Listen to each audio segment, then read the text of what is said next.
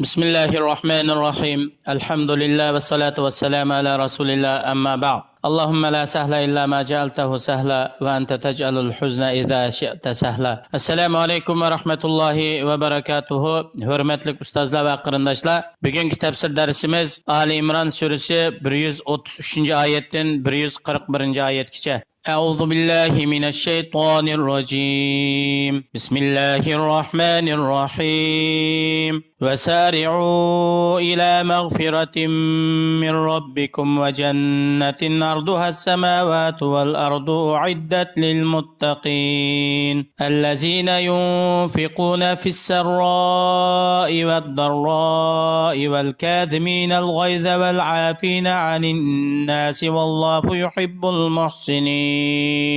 Yuqorida tilovat qilingan oyatlarning qisqacha tarjimasi. Ey mu'minlar, turli taat ibodatlar bilan va yaxshi ishlarni qilish bilan Allohga yaqinlashishga musobaqa qilinglar va aldiranglar. Sizlar shu orqali Alloh tarafdan bo'lgan mag'firat va izzat, shon sharafga erishsizlar.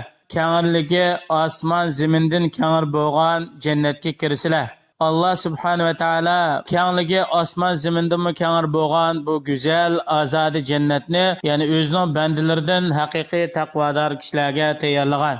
U taqvodor kishilar qanday kishilar desa, bular Allohning yo'lida o'zininki mol dunyosini sarf qiladigan. Ular mayli kengirchilik yoki qiyinchilik yoki iqtisodiy ko'p bo'lsin yoki oz bo'lsin, Alloh yo'lida o'zining mol-mulkini sarf qiladigan va boshqalardan intiqom olishga qodir turug'liq o'zininki achchig'ini besib oladigan, o'zining g'azabini cheklab qo'ya oladigan va o'zga zulm qilgan kishilarni afu qilib o'tadigan shunday kishilardir. Alloh subhanahu va taolo mushundaq go'zal axloqlar bilan sifatlangan yaxshi ish qiluvchilarni yaxshi ko'radi.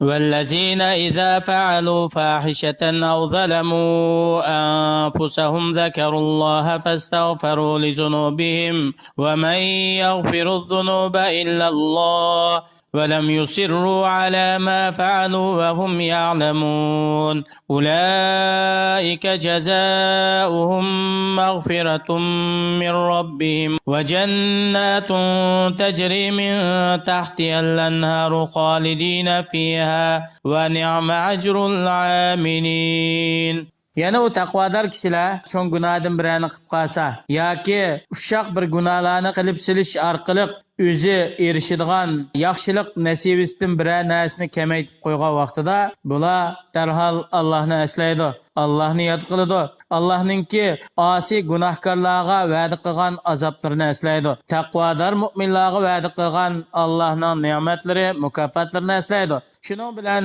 bular o'zining Robbidan gunohini oshkor qilmaslikni, gunohini yo'shirishni va bu gunoh sababdan o'zini jazolamaslikni talab qilib Allohga yolvoradi. Chunki gunohlarni yolg'iz bir Allohdan boshqa hech kim mag'firat qilolmaydi. Bular o'zining xatolashganligini bilgan vaqtida hargizmi gunoh ma'siyatni davomlashtirmaydi. Bular o'zining gunohkor ekanligini va Alloh subhanahu va taoloning barliq gunohlarni kechirim qilganligini biladi.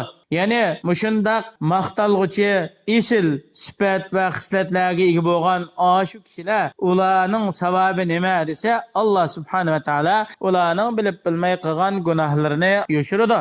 Ularni kishilar orasida sharmanda qilmaydi, oshkor qilmaydi va ularning bu xatoligini Alloh o'tib o'tadi. Oxiratda ular uchun ular o'rinlashgan qasrlarning ostidan suzuk suvlar eqib turadigan shundaq manzillik go'zal bog'cha jannatlar bor. Bu Allohga taat ibodat qilish bilan yaxshi amallarni qilgan taqvodor mu'minlarga beriladigan mukofotdir.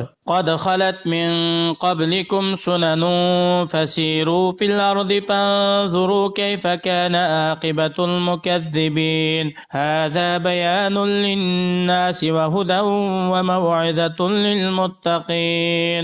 Wa la tahinu wa la tahzanu wa antumul a'launa in kuntum mu'minin. Uhud kunisida mu'minlarga musibat yetdi.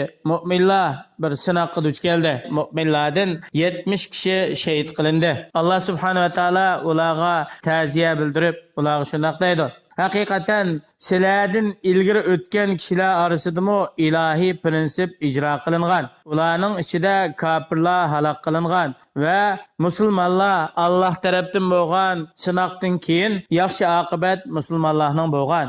Sizlar zaminda sayr qilib, sayohat qilib menginglar, qarab biqinglar. Allah'ni ve Allah'ın Resulüni inkar qilgan, ilgir o'tgan kafirlarninki aqibati qandaq bo'lgan, buningdan ibrat olish uchun buning qarab biqinglar. Ular ilgir yashagan diyorlari, yurtlari, mamlakatlari xarob bo'ldi.